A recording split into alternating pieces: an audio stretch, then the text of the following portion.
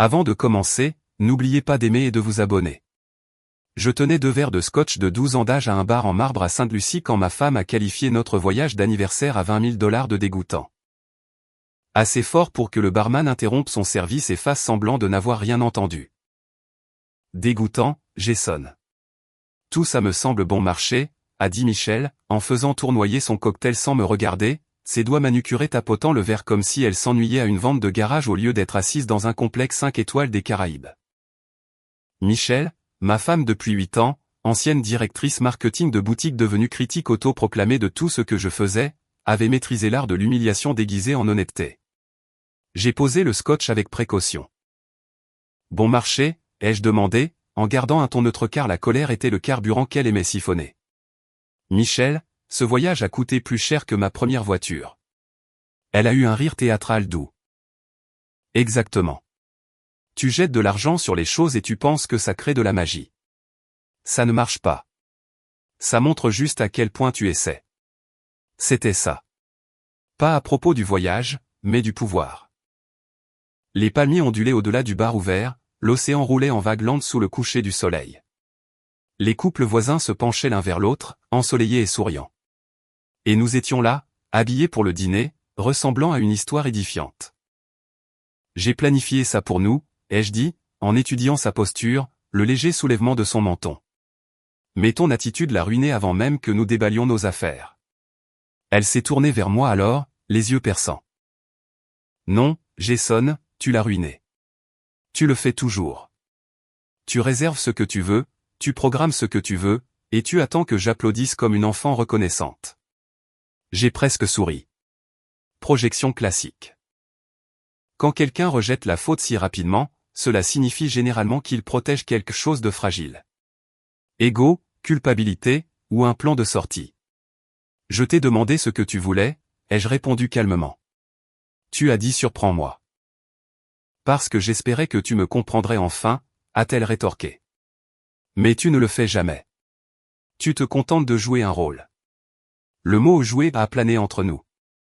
Je me suis penché plus près, baissant la voix. Et qu'est-ce que je joue exactement, Michel? Pour toi ou pour celui à qui tu me compares?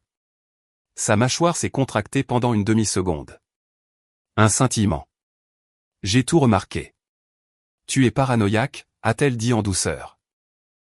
Peut-être que si tu n'étais pas si peu sûr de toi, nous apprécierions vraiment les choses. Insécurité. Un autre détournement. Quand la responsabilité approche, elle change de projecteur. J'ai pris une lente inspiration, sentant la chaleur monter dans ma poitrine, mais refusant de la laisser déborder. Tu te moques du voyage. Tu te moques de l'effort. Et pourtant, le problème, elle a haussé les épaules. Si tu étais un homme différent, peut-être que je ne me sentirais pas comme ça. Cette phrase était destinée à blesser. Public, subtil, niable. Un instant, j'ai revu ma vie ordinaire à Houston. Les premiers quarts de travail à la compagnie d'énergie, les longs trajets, la maison de banlieue avec ses étayers, la fierté tranquille que je tirais de la stabilité que je fournissais. Des racines de classe moyenne, une ascension vers la classe moyenne supérieure, rien de flashy, juste de la stabilité.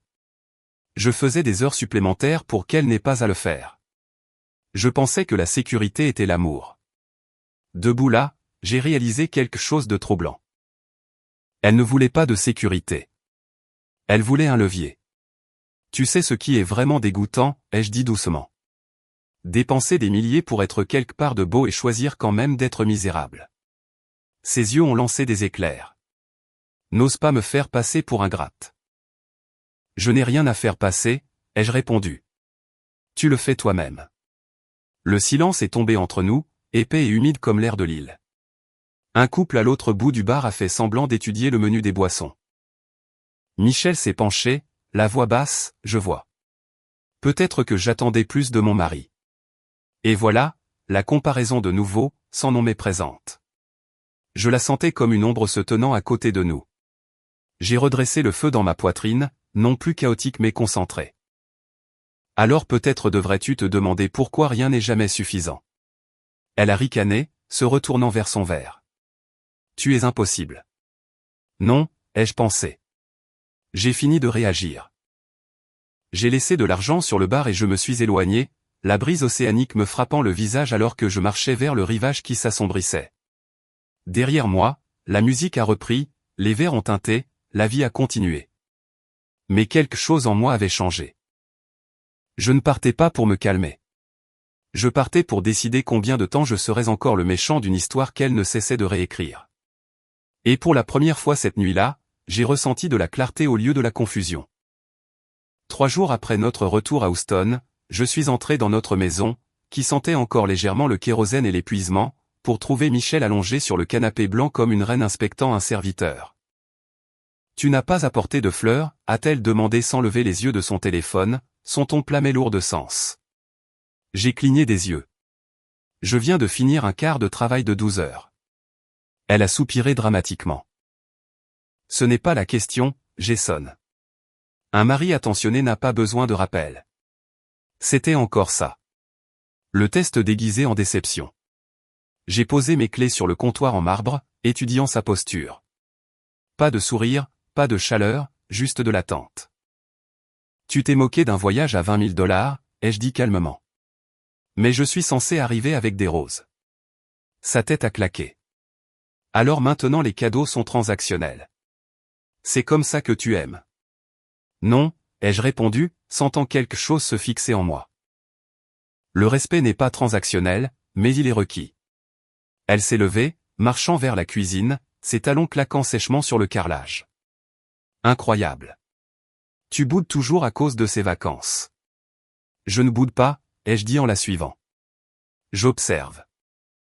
Elle s'est retournée, les bras croisés. Observer quoi? Que rien n'est jamais suffisant. Ni le voyage, ni la maison, ni moi. Ses lèvres se sont courbées en un mince sourire. Peut-être parce que tu n'es pas l'homme que je pensais que tu étais. Escalade classique. Quand elle ne pouvait pas extraire la culpabilité, elle appliquait la menace. Tu sais, a-t-elle ajouté légèrement. Je pourrais trouver quelqu'un qui me comprendrait mieux. Ce ne serait pas difficile. Le marbre a amplifié le silence qui a suivi. Je l'ai observé attentivement, le léger soulèvement de son sourcil, attendant une réaction. Elle voulait de la jalousie, de la panique, un effort pour me prouver. Au lieu de cela, je me suis appuyé contre le comptoir. Si c'est ce que tu crois, alors pourquoi es-tu encore ici? Sa confiance a vacillé une seconde. Excuse-moi. Tu as dit que tu pouvais trouver quelqu'un de mieux, ai-je continué calmement. Alors qu'il en soit ainsi. Les mots ont atterri plus lourdement que prévu, même pour moi. Elle a ri, mais cela manquait de conviction. Tu es dramatique. Non, ai-je dit doucement. J'en ai fini. Nous sommes restés là, le réfrigérateur bourdonnant entre nous comme un bruit de fond statique à un signal mourant. Michel a détourné le regard la première. Bien, a-t-elle marmonné. Peut-être avons-nous besoin d'espace. Espace. Le mot poli que les gens utilisent quand ils ont déjà fait leur bagage émotionnellement. Cette nuit-là, nous avons traversé la maison comme des étrangers.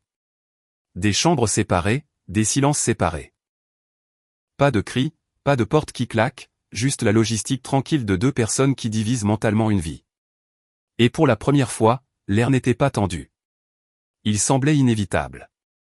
J'ai rencontré Laura dans un café tranquille du centre-ville de Houston un mardi après-midi gris, décidé à la regarder dans les yeux et à poser la question qui pesait dans ma poitrine comme une pierre.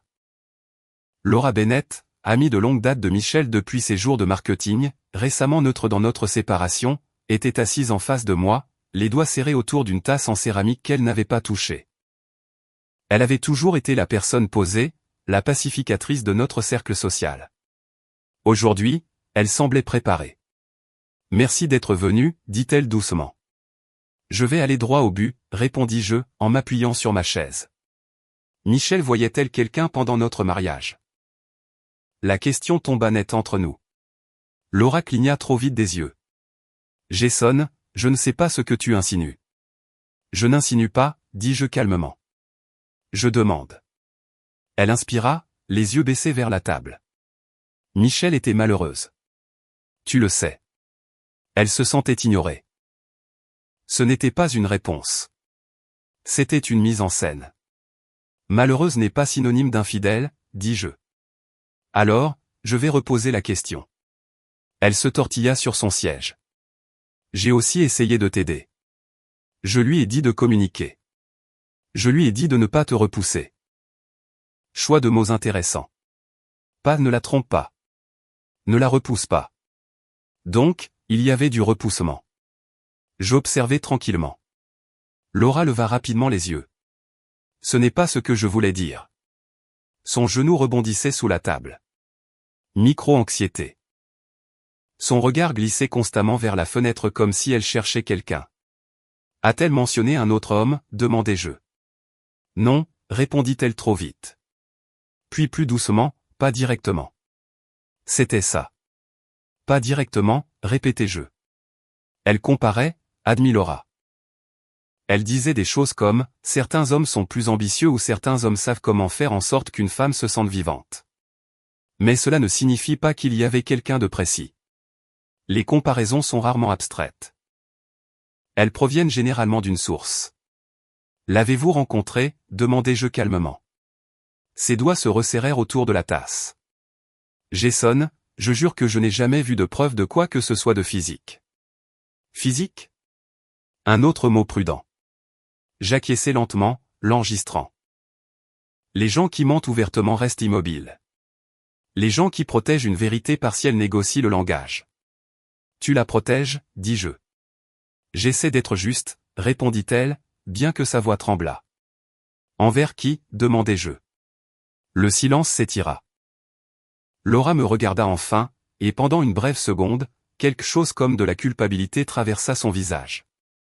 Je ne voulais pas que ton mariage se termine, dit-elle doucement. Je lui ai dit qu'elle risquait tout. Risquer? Donc, il y avait quelque chose à risquer. Je me levai, posant de l'argent sur la table pour mon café non touché. Tu en sais plus que tu ne dis. Sa voix me suivit alors que je m'éloignais, Jason. Je n'ai jamais voulu te faire de mal. Ce n'était pas un démenti. C'était une confession sans détail. En sortant dans l'humidité du centre-ville, je sentis quelque chose se solidifier. Michelle n'avait pas seulement été insatisfaite. Elle avait auditionné des remplaçants. Et Laura, que ce soit par loyauté ou par peur, avait été au premier rang pour les répétitions. La salle d'audience du centre-ville de Houston sentait le bois poli et le vieux papier. Et Michelle était assise à la table du demandeur comme si elle assistait à un brunch qu'elle n'avait pas payé. Elle n'avait pas l'air dévastée. Elle avait l'air amusée. 8 ans, a-t-elle dit à un moment donné, sa voix portant juste assez pour que le public entende. 8 très longues années. Son avocat a posé une main douce sur son bras, un avertissement silencieux, mais elle s'est seulement inclinée légèrement, défiante, posée. Michelle Carter avait toujours mieux performé avec un public. J'étais assis en face d'elle, les mains jointes, le dos droit. J'avais choisi un costume bleu marine qu'elle avait un jour dit me rendre prévisible. Aujourd'hui, prévisible semblait une armure. Lorsque mon avocat a évoqué les contributions financières et la répartition des biens, Michelle a laissé échapper un léger rire. Jason a toujours aimé tout quantifier, a-t-elle dit. Voyage, maison, même l'affection. C'est épuisant de vivre dans le tableur de quelqu'un. Quelques rires étouffés ont parcouru le fond de la salle. Elle se nourrissait de cela. Je n'ai pas réagi. C'était la différence maintenant. Je n'étais pas là pour gagner émotionnellement. J'étais là pour clore un chapitre. Pourtant, mon attention continuait de dériver au-delà de son épaule vers le troisième banc à droite. Laura était assise là, les mains serrées sur ses genoux. Elle ne s'était pas habillée pour le spectacle. Robe grise simple, cheveux tirés en arrière, pas de maquillage dramatique. Elle avait l'air tendue. Lorsque Michelle a fait un autre commentaire, certaines années sont mieux laissées pour compte, j'ai vu Laura tressaillir. Intéressant. Le juge s'éclaircit la gorge. Madame Carter, il s'agit d'une procédure légale, pas d'un forum de commentaires. Les lèvres de Michelle se sont pincées en un mince sourire. Bien sûr, votre honneur. Mais ses yeux se sont posés sur moi, cherchant une blessure. Pour prouver qu'elle avait toujours accès, je ne lui ai rien donné. Au lieu de cela, j'ai étudié Laura.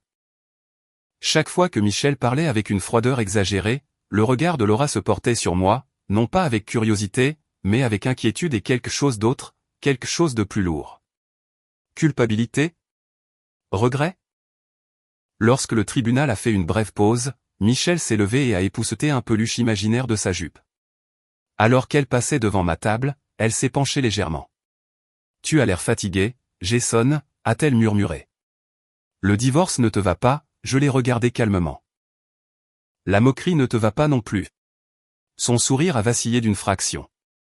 Derrière elle, Laura s'est levée du banc, et pendant une brève seconde, nos yeux se sont croisés. Il n'y avait pas de suffisance là, pas de performance, seulement de l'intensité, comme si elle attendait quelque chose où rassemblait son courage. Le huissier nous a rappelés à l'ordre, et l'air stérile a semblé se resserrer autour de la pièce. Des mots sur les biens et les délais ont flotté devant moi, procéduraux et secs. Mais sous tout cela, il y avait un courant sous-jacent. Michel se battait pour un récit. Laura se battait contre elle-même. Lorsque la session a finalement été levée pour la journée, j'ai ramassé mes documents lentement. Michel est sortie la première, ses talons claquant sèchement sur le carrelage, le menton haut. Laura est restée. Elle s'est dirigée vers moi, puis a hésité. « Tu as bien géré ça », a-t-elle dit doucement. « Je ne suis pas venu ici pour jouer un rôle », ai-je répondu. Ses yeux ont cherché les miens. Tout ce qu'elle dit n'est pas exact. C'est une phrase prudente, ai-je observé. Une légère rougeur lui est montée au cou. Je veux juste dire qu'il y a plus que tu ne sais pas, c'était encore ça. Avant que je puisse insister, son téléphone a vibré. Elle a jeté un coup d'œil à l'écran, la mâchoire serrée, puis l'a glissé dans son sac. Je devrais y aller, a-t-elle dit. Laura, ai-je ajouté avant qu'elle ne se retourne. Si tu portes quelque chose, c'est plus lourd que tu ne le penses. Elle a fait une pause, les épaules raides, puis est partie vers la sortie sans répondre. Je suis sorti dans l'air lourd du Texas, les portes du tribunal se fermant derrière moi avec un bruit sourd et résonnant. La moquerie de Michel ne m'a pas perturbé. Le silence de Laura l'a fait, car dans cette pièce, quelque chose avait changé et quelle que soit la vérité qui attendait dans l'ombre. Elle était plus proche que je ne l'avais imaginé.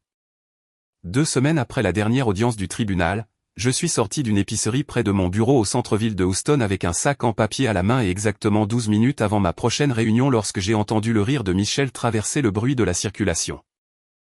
Clair, délibéré, un signal de performance. Je me suis légèrement tourné et l'ai vu approcher sur le trottoir, bras dessus, bras dessous avec un homme que je n'avais jamais vu auparavant. Il était plus jeune, la vingtaine peut-être, blazer sur mesure, basket cher, le genre de coupe de cheveux qui nécessitait de l'entretien. Il se tenait comme quelqu'un qui avait étudié la confiance en soi sur les réseaux sociaux. Michel a ralenti quand elle m'a remarqué. Parfait timing. Eh bien, dit-elle doucement, resserrant sa prise sur son bras. Jason, quelle surprise de te voir ici. Le jeune homme a offert un sourire poli. Salut, mec. Je suis Trey. Michel a incliné la tête. Trey et moi nous fréquentons. C'est rafraîchissant d'être avec quelqu'un qui comprend l'élan. Élan. Choix de mots intéressant. J'ai hoché la tête une fois, laissant mes yeux passer calmement d'elle à lui. Aucune tension, aucune réaction visible. C'était important. Ravi de te rencontrer, Trey, ai-je dit, lui tendant la main. Il a hésité juste assez longtemps pour que je le remarque avant de la serrer. Sa poigne était ferme mais légèrement moite. Michel a scruté mon visage attentivement, cherchant de la jalousie. Tu es passé à autre chose rapidement, ai-je observé avec neutralité. Elle a souri plus largement. La vie n'attend pas, Jason. Certains d'entre nous préfèrent s'améliorer plutôt que de s'attarder. C'était ça, la pique publique. J'ai étudié Trey une seconde de plus. Sa mâchoire s'est serrée au mot « s'améliorer ». Pas de fierté, de la pression. Eh bien, ai-je dit légèrement, lâchant sa main. J'espère que vous obtiendrez tous les deux exactement ce que vous cherchez. Trey a cligné des yeux. Oui, absolument. Les yeux de Michel se sont légèrement plissés. C'est tout? Pas de discours? J'ai failli rire. À propos de quoi? Elle s'est approchée, baissant la voix. Tu n'as pas l'air dérangé. Je ne suis plus en train d'auditionner, ai-je répondu calmement. Tu n'as pas à me vendre la bande-annonce. Trey a changé de poids, regardant entre nous. La confiance qu'il portait comme une veste glissait. Michel a forcé un rire. Vois, c'est ce que je veux dire. Détaché, froid. Non, ai-je corrigé doucement. Juste clair. Un klaxon a retenti dans la rue et pendant un instant le bruit de la ville a englouti le silence entre nous. Trey s'est éclairci la gorge. Nous avons en fait des réservations. Bien sûr, ai-je dit, m'écartant. Bon déjeuner. Alors qu'il passait devant moi, j'ai remarqué quelque chose de petit mais révélateur. Les épaules de Trey étaient raides, son sourire avait disparu dès que Michel a regardé devant elle. Il ne marchait pas à côté d'elle. Il maintenait le rythme. Michel a jeté un coup d'œil en arrière une fois, s'attendant à ce que je les regarde partir. Je ne le faisais pas. J'ai pris une bouchée de mon sandwich et je suis retourné à mon bureau. Un léger demi-sourire s'est installé malgré moi. Car s'il y a une chose que j'ai apprise sur des dynamiques comme celle-là, c'est ceci, quand quelqu'un annonce une amélioration aussi fort, il essaie généralement de se convaincre lui-même. Et Trey, il n'avait pas l'air d'un homme qui savait à quoi il s'était engagé. 2 mois plus tard, je me tenais dans le jardin de nos amis communs, Marc et Denise, tenant une bière fraîche tandis que le coucher de soleil du Texas peignait le ciel d'orange et d'or lorsque j'ai entendu le nom de Michel flotter sur la terrasse comme de la fumée. Le foyer crépitait derrière moi, envoyant des étincelles qui dérivaient paresseusement dans l'air chaud du soir. Des rires rebondissaient sur la clôture en bois. Des enfants se poursuivaient sur l'herbe. Et quelqu'un discutait des températures du brisket près du grill. La vie normale. Tu as entendu dire qu'ils se sont vraiment mariés, chuchota Denise à une autre invitée, sans savoir que j'étais à portée de voix. Mariés? Je ne me suis pas retourné. J'ai juste pris une lente gorgée. À Vegas, ajouta Marc discrètement. 3 semaines après ce coup de théâtre au centre-ville. Une autre voix a fait écho.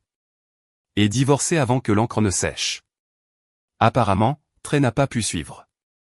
Ces mots, pas les miens. J'ai laissé cela s'installer. Michel est très marié, divorcé en 1 mois. Suivre comment? Quelqu'un a demandé. Le style de vie, a répondu Denise. Voyage, restaurant, un plus grand logement. Elle pensait qu'il avait plus d'argent qu'il n'en avait. Il s'est avéré qu'il était endetté jusqu'au cou. C'était ça.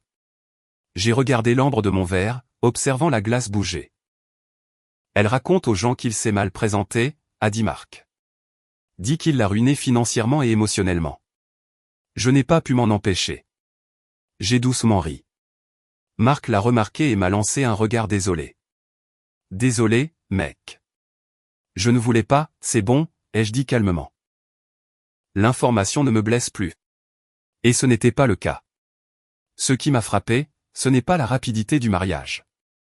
C'était la prévisibilité. Michel avait toujours poursuivi l'accélération, l'élan. Elle prenait l'intensité pour la stabilité. Et quand la réalité ralentissait le rythme, elle blâmait la route au lieu de son propre pied sur l'accélérateur. De l'autre côté du jardin, quelqu'un a remué le feu, envoyant une autre pluie d'étincelles vers le ciel. Elle dit que Trey lui avait promis un certain niveau de vie, a continué Denise, qui lui a vendu une version de lui-même. J'ai presque souri à cela parce que c'était le schéma. Elle tombait amoureuse des projections, puis en voulait à l'humain en dessous. Un gars de mon bureau, Aaron, qui n'avait entendu que des bribes de l'histoire, s'est placé à côté de moi. Ça va d'entendre ça? J'ai pris une autre gorgée. Je vais mieux que je ne l'ai été depuis des années. Et c'était la vérité. Il n'y avait pas de pointe de jalousie, pas d'envie de me défendre, pas d'amertume qui me rongeait la poitrine, juste de la clarté. Michel n'était pas partie parce que j'étais insuffisant. Elle était partie parce que j'étais stable. La stabilité ne passionne pas les gens accros à la comparaison. Alors que le foyer pétillait bruyamment derrière nous, Denise a ajouté un dernier détail. Apparemment, Trey est retourné vivre chez ses parents. Elle publie des citations vagues en ligne sur la trahison. J'ai ri doucement cette fois, non pas cruellement, juste en connaissance de cause. Le karma ne rugit pas toujours. Parfois, il chuchote à travers les conversations de barbecue. Marc a légèrement cogné sa bouteille contre la mienne. Tu as échappé à quelque chose. Non, ai-je corrigé doucement. J'ai survécu à quelque chose. La nuit a continué. Musique, histoire, l'odeur de la fumée sur ma veste. Et pour la première fois depuis ce complexe hôtelier à Sainte-Lucie, j'ai ressenti quelque chose d'approchant la paix. Non pas parce que Michel a échoué, mais parce que j'ai enfin compris que son chaos n'était jamais le mien à gérer. Le feu brûlait régulièrement derrière moi, chaud et contrôlé. Et contrairement à avant, je ne me tenais pas trop près pour me brûler.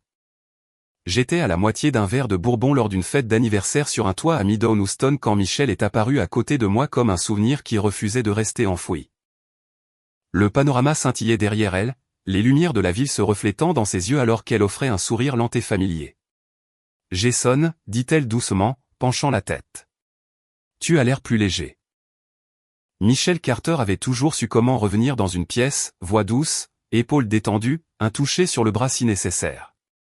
Ce soir-là, elle portait une robe noire ajustée et le genre de parfum qui s'attardait délibérément.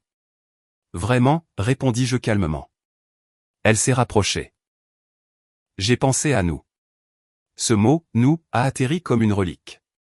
Ah oui, demandai-je, étudiant sa posture. Pas de désespoir, juste de la stratégie. Quand le chaos échoue, la nostalgie essaie. J'étais sous beaucoup de pression, a-t-elle continué.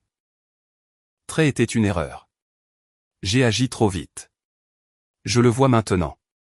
Sur la terrasse, les rires montaient et descendaient. La musique pulsait doucement à travers des haut-parleurs extérieurs. Personne d'autre ne prêtait attention pour l'instant. J'ai changé, a-t-elle ajouté. Peut-être que nous avions tous les deux besoin d'espace pour réaliser ce que nous avions. C'était ça, recadrer le passé, reconditionner en croissance mutuelle. Michel, dis-je calmement. Que demandes-tu exactement? Ses doigts frôlèrent légèrement ma manche. Un dîner. Juste un dîner. Nous n'avons pas à lui donner de nom. Avant que je puisse répondre, une voix a traversé l'air chaud de la nuit. Il ne te doit pas de dîner. Nous nous sommes tous deux retournés. Laura se tenait à quelques pas, posture droite, yeux fixes. Elle n'était pas habillée pour la compétition. Robe bleu marine simple, maquillage minimal, mais il n'y avait rien d'incertain dans sa présence. L'expression de Michel a changé instantanément. Excuse-moi. Laura s'est rapprochée. Tu m'as bien entendu. J'ai regardé, stupéfait, Laura se positionnait à côté de moi, non pas possessivement, mais protectrice. Cela ne te concerne pas, a claqué Michel. Cela me concerne depuis des années, a répondu Laura, sa voix calme mais ferme. Je t'ai vu le rabaisser. Le comparer, le saper en privé et en public. La musique semblait s'estomper autour de nous. Les conversations ralentissaient, les têtes se tournaient. Michel a ri sèchement. Oh, s'il te plaît, ne réécris pas l'histoire. Je ne le fais pas, a dit Laura. Tu t'es moqué de son effort à Sainte-Lucie. Tu l'as humilié lors de dîner. Tu as traité la stabilité comme un défaut. La mâchoire de Michel s'est serrée. Tu as toujours pris son parti. Non, a corrigé Laura. J'ai essayé de sauver votre mariage. Cela a atterri plus lourdement que le reste. La voix de Michel a monté. Le sauver? Tu veux dire l'espionner? Je voulais le protéger, a rétorqué Laura, mais tu cherchais déjà ailleurs. Une petite foule s'était formée maintenant, faisant semblant de ne pas regarder. Michel s'est tourné vers moi. Vas-tu la laisser me parler comme ça? J'ai soutenu son regard calmement. Elle n'a pas tort. Cela a brisé quelque chose. La contenance de Michel s'est fissurée. Alors, c'est ça que vous êtes, vous deux? Laura n'a pas hésité. C'est la responsabilisation. Le mot a plané, aigu, dans l'air nocturne. Michel s'est avancé, la colère dans les yeux. Tu l'as voulu tout ce temps. Les joues de Laura ont rougi, mais elle n'a pas reculé. Je voulais que tu le traites mieux. Le silence est tombé sur le toit. Pour la première fois depuis que je la connaissais, Michel n'avait pas de pivot en douceur, pas de redirection intelligente, juste du bruit. Tu es pathétique, a craché Michel, bien que sa voix tremblât. La réponse de Laura a été ferme. Non, j'ai fini de me taire. J'ai regardé Laura, puis je l'ai vraiment regardée. Les regards nerveux au café avaient disparu. L'hésitation du tribunal s'était évaporée. Ce n'était pas la culpabilité qui parlait. C'était la loyauté. Michel a cherché mon visage une dernière fois, s'attendant peut-être à une intervention, peut-être à de la nostalgie. Elle n'a trouvé ni l'un ni l'autre. Avec un hochement de tête frustré, elle s'est brusquement retournée et s'est dirigée vers l'ascenseur, ses talons frappant le béton plus fort que nécessaire. Le toit a lentement repris son rythme, bien que des murmures aient persisté. Laura a expiré, ses épaules s'abaissant enfin. Je suis désolé si c'était déplacé. Ça ne l'était pas, ai-je dit doucement. Nos yeux se sont tenus un instant de plus que jamais auparavant. L'air nocturne était différent maintenant, chargé, mais non chaotique. Quelque chose avait changé, non seulement entre Michel et moi, mais entre Laura et moi. Et pour la première fois, la tension ne ressemblait pas à un conflit. Elle ressemblait à une possibilité. L'après-midi suivant, j'étais assis en face de Laura dans un café tranquille couvert de lierre, niché entre des bâtiments en briques près de Buffalo Bayou. La lumière du soleil filtrait à travers les feuilles vertes comme si la ville elle-même avait décidé de baisser la voix. Elle avait l'air différente à la lumière du jour, moins réservée, toujours posée, mais plus douce sur les bords. Je ne m'attendais pas à la nuit dernière, commençai-je, en remuant un café que je n'avais pas encore goûté. Pourquoi as-tu intervenu comme ça? Laura expira lentement, les doigts traçant le rebord de sa tasse. Parce que quelqu'un devait le faire. Ce n'est pas une réponse, dis-je doucement. Elle leva les yeux vers moi alors, et il n'y avait plus d'hésitation cette fois. Seulement l'honnêteté aux prises avec le timing. Je l'ai regardé te rabaisser pendant des années, dit-elle doucement. Les blagues qui n'en étaient pas, les comparaisons, la façon dont elle déplaçait la ligne d'arrivée chaque fois que tu l'atteignais. Je soutins son regard, ne disant rien. Tu ne te vois pas clairement, ajouta-t-elle. Tu penses que la stabilité est ennuyeuse. Ce n'est pas le cas. C'est rare. Je sentis quelque chose se serrer dans ma poitrine. Pas défensif, juste inhabituel. Michel a dit que je jouais un rôle. J'ai répondu que je quantifiais tout. Laura eut un léger sourire. Tu planifies. Tu pourvois. Tu te présentes. Ce n'est pas une performance. C'est du caractère. Le mot s'attarda. Alors pourquoi maintenant, demandai-je. Pourquoi parler la nuit dernière? Sa contenance vacilla légèrement, une rougeur lui montant aux joues. Parce que quand elle a touché ton bras comme si rien ne s'était passé, ça m'a mis en colère. En colère, répétai-je. Oui.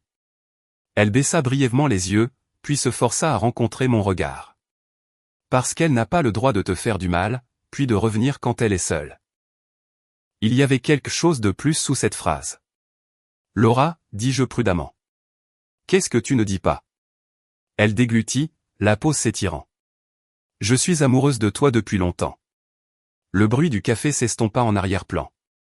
Elle se dépêcha de clarifier, les mots s'enchaînant. Je n'ai jamais agi. Je n'ai jamais franchi de ligne. J'ai essayé de refouler ça parce que tu étais mariée et qu'elle était mon amie et je me suis dit que ça passerait.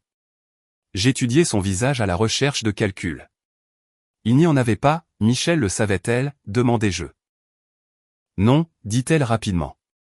Et ce n'est pas pourquoi je t'ai défendu. Je t'ai défendu parce que tu le méritais. Le silence s'installa entre nous, mais il n'était plus lourd comme avant. Il semblait chaud. Tu aurais dû me le dire, dis-je doucement. Quand, demanda-t-elle avec un doux sourire, presque triste. Quand tu essayais de réparer ton mariage. Juste. Je me suis légèrement penché en arrière, laissant le moment respirer. Une partie de moi voulait l'analyser, remettre en question les motifs, le timing, les rebonds émotionnels. Mais une autre partie, plus calme, plus stable, reconnaissait la sincérité quand elle la voyait. Je ne veux pas être la réaction de qui que ce soit, dis-je. Tu ne le es pas, répondit-elle fermement. Tu es un choix. Ça a atterri. Pour la première fois depuis des mois, j'ai ressenti quelque chose qui n'était ni défensif ni stratégique. Juste ouvert. Je ne sais pas à quoi ça ressemble, ai-je admis. Nous n'avons pas à l'étiqueter aujourd'hui, dit-elle doucement. Nos mains reposaient sur la table entre nous. Quand elle a tendu la main pour prendre sa tasse, ses doigts ont effleuré les miens. Bref, accidentel, électrique. Aucun de nous ne s'est éloigné immédiatement. Je l'ai regardé, vraiment regardé, et je me suis permis un petit sourire. Je suis prêt à voir où ça mène. Son expiration était presque un rire de soulagement. C'est tout ce que je demande. Dehors, le lierre bougeait légèrement dans la brise. Et pour une fois, avancer ne ressemblait pas à une bataille. Cela ressemblait à une possibilité. Une semaine après cet après-midi au café couvert de lierre, j'ai reçu un message d'un numéro inconnu alors que j'étais assis à mon îlot de cuisine, terminant des papiers. Retrouvez-moi au Cornerstone Café. Dans 2 semaines, à midi. Vous voulez entendre ça? Pas de nom, pas d'explication. Je l'ai lu 2 fois, puis j'ai posé le téléphone sans répondre. L'ambiguïté ne me déstabilisait plus comme avant. Qui que ce soit, pouvait attendre. Ce soir-là, la maison était différente, non pas tendue, non pas divisée. Habitée. Le rire de Laura flottait depuis la chambre alors qu'elle cherchait une serviette propre. Elle avait souvent passé la nuit là cette semaine, lentement, naturellement. Pas de précipitation, pas de déclaration, juste un confort qui s'installait là où le chaos avait autrefois régné. Puis la sonnette a retenti. Vive, inattendue. Laura s'est arrêtée. Tu attends quelqu'un? Non, ai-je dit, sachant déjà qui cela pouvait être. Quand j'ai ouvert la porte, Michel se tenait là sous la lumière du porche, les cheveux soigneusement coiffés, les lèvres courbées dans cette douceur familière et calculée. Salut, Jason, dit-elle, la voix mielleuse. Je sais que tu m'as manqué, mon cher. L'audace m'a presque impressionné. Je n'en avais pas conscience, ai-je répondu calmement. Elle s'est avancée légèrement, les yeux balayant l'entrée comme si elle cherchait des preuves. J'ai pensé à nous, à la façon dont tout a dégénéré. Nous avons signé les papiers, lui ai-je rappelé calmement. Elle a baissé la voix. Les papiers n'effacent pas l'histoire. Avant que je puisse répondre, j'ai entendu des pas doux derrière moi. Laura est entrée dans le couloir, vêtue d'une de mes chemises boutonnées, les manches retroussées avec désinvolture, les cheveux lâches sur ses épaules. Elle n'avait pas l'air affolée. Elle avait l'air stable. Tu as tort. Il n'a pas eu le temps de te manquer, dit-elle clairement. Les mots ont traversé l'air avec précision. Michel s'est figé. Son regard est passé lentement de moi à Laura, observant la chemise, la facilité, l'intimité indubitable du moment. Qu'est-ce que c'est? Demanda Michel, sa contenance se fissurant. Ceci, répondit Laura calmement, s'avançant pour se tenir à côté de moi. C'est lui qui choisit la paix. La voix de Michel a monté. Vous deux attendiez ça. C'est ce que c'est. Non, ai-je dit doucement. C'est ce qui arrive après avoir brûlé un pont et s'attendre à ce qu'il reste debout.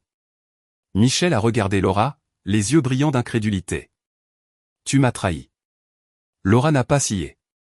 Tu l'as trahi en premier. Le silence a englouti le porche. La respiration de Michel s'est accélérée.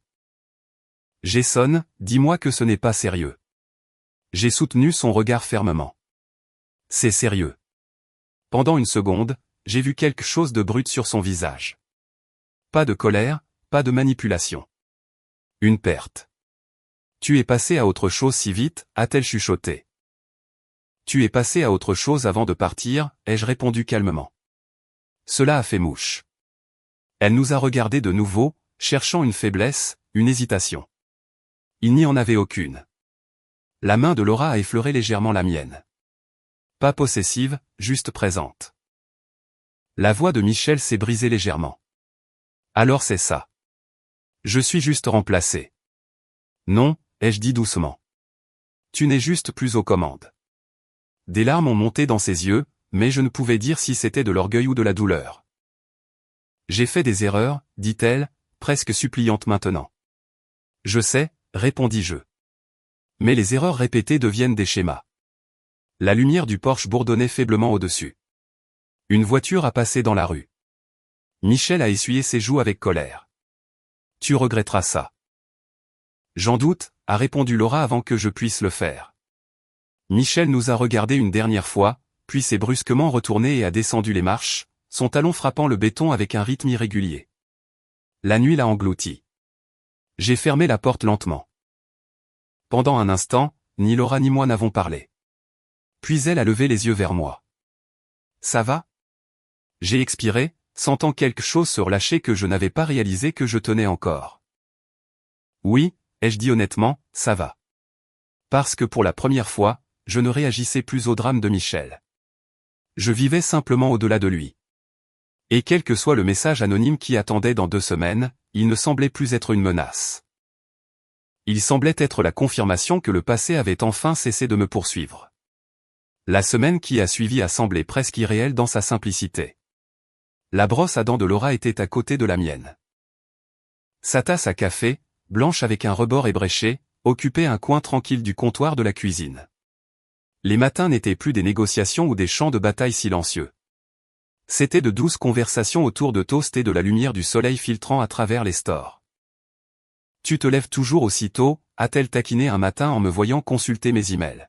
« Des formations professionnelles ?» ai-je répondu. « Les marchés de l'énergie ne dorment pas ?» elle a souri. « Bien. Les secondes chances non plus. » Il n'y avait pas de tension dans la maison. Pas de marché sur des œufs, pas de mots mesurés.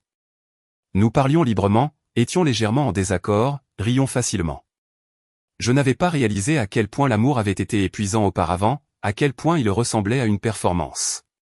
Avec Laura, il n'y avait pas de tableau de bord. Un soir, alors que nous préparions le dîner ensemble, mon téléphone a vibré à plusieurs reprises sur le comptoir. Les notifications s'accumulaient, des amis communs envoyant des captures d'écran. Michel s'était mise sur les réseaux sociaux, de longs messages sur la trahison, sur les faux amis, sur les hommes qui se faisaient passer pour des victimes. Le nom de Laura n'était pas caché.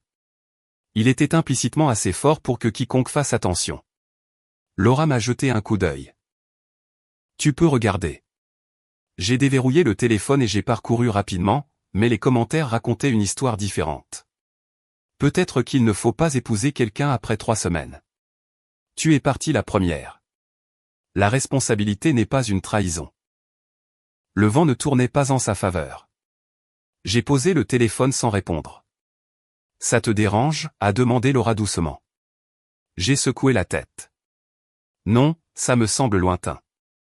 Et c'était le cas. Le chaos, les accusations, le bruit, tout cela semblait appartenir à une autre vie. Plus tard cette nuit-là, assis sur le patio, l'air chaud nous effleurant, j'ai réalisé quelque chose de simple et de profond. La paix n'est pas bruyante. Elle n'exige pas de preuves. Elle existe juste. Laura a posé sa tête sur mon épaule. « Tu vas bien ? » « Je suis reconnaissant », ai-je répondu honnêtement. Pour la première fois depuis des années, ma vie semblait stable sans être étouffante. Et quelque part, Michel combattait toujours les ombres qu'elle avait créées.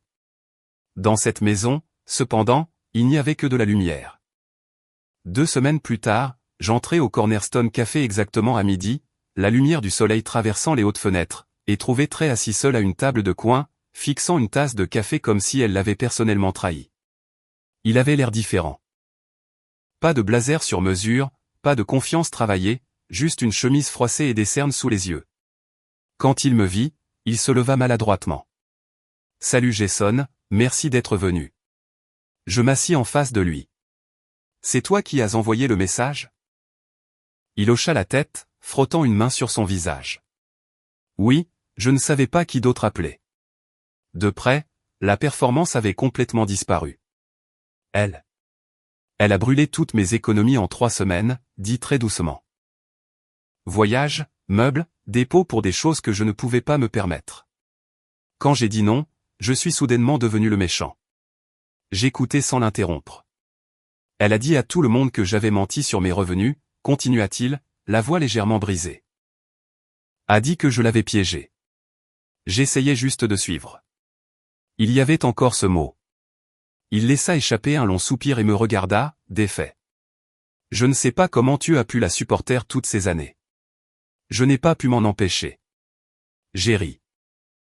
Pas cruellement, pas amèrement, juste honnêtement. Je ne savais pas mieux au début, dis-je. Et puis j'ai pensé qu'endurer cela signifiait de la loyauté. Trey secoua lentement la tête. Elle m'a ruiné, mec. Non, répondis-je calmement. Elle a révélé ce que tu étais prêt à tolérer. Il resta un instant avec cette pensée. Il n'y avait plus de rivalité entre nous maintenant. Pas de tension, juste 2 hommes qui s'étaient tenus trop près du même feu. Je suis désolé, ajouta-t-il doucement. Pour le trottoir, pour avoir joué le jeu, tu jouais un rôle, dis-je. Elle aussi. Nous terminâmes notre café dans un silence réfléchi. Quand je me levai pour partir, Trey me tendit la main de nouveau. Cette fois, elle n'était pas moite. Prends soin de toi, lui dis-je. Toi aussi, répondit-il. Dehors, l'air de Houston semblait plus léger que d'habitude. Alors que je marchais vers ma voiture, je pensais à la version de moi qui se tenait à ce bar de complexe il y a des mois, en colère, confus, essayant de gagner un jeu ingagnable. Maintenant, je ne cherchais pas de validation. Je ne réagissais pas au chaos. J'avais la paix qui m'attendait à la maison. Une femme qui m'avait choisi sans comparaison. Une vie construite sur la stabilité au lieu du spectacle. Et cela, plus que n'importe quel voyage, n'importe quelle dispute, n'importe quelle victoire au tribunal, était inestimable. Pour la première fois depuis longtemps, je ne survivais pas à ma vie. Je la vivais enfin. C'était la fin de l'histoire. Je pense toujours à Laura qui est intervenue sur ce toit et qui a interpellé Michel devant tout le monde parce que cela a changé la direction de toutes nos vies en un instant précis. Alors dites-moi, Laura a-t-elle bien fait de la confronter publiquement ou aurait-elle dû s'en tenir à l'écart? Et qu'auriez-vous fait à sa place? Écrivez-le dans les commentaires. Et si cette histoire vous a touché, abonnez-vous et aimez parce que parfois les choix les plus silencieux façonnent nos vies le plus bruyamment.